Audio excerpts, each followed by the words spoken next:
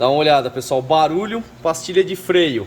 Olha o que aconteceu. A pastilha, ó, foi comendo a parte de dentro e a parte de fora foi encavalando em cima do disco. O que que tá errado aqui?